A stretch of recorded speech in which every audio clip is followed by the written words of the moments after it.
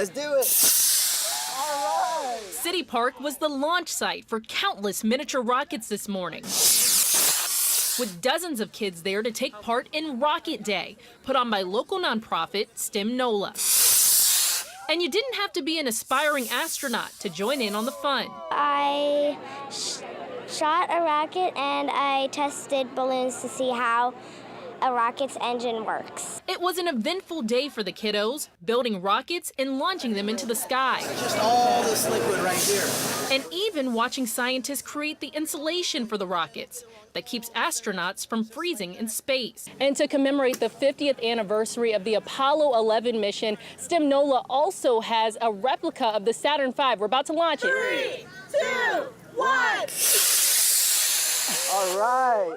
Boeing, the aerospace company that designs and builds so many airplanes and rockets, sponsored the event, with employees here to teach kids the history of the Apollo 11 mission and introduce them to aerospace science. What they're doing with the children here is they're talking about Apollo 11, where we were 50 years ago, getting ready to launch the first man to the moon.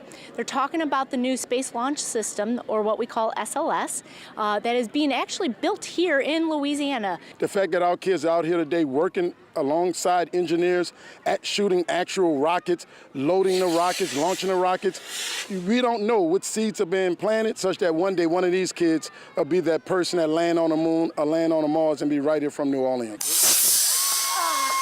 And that's what it's all about, giving the next generation an opportunity and preparing them to make a difference in the world. Reporting in City Park, Megan Key, Eyewitness News.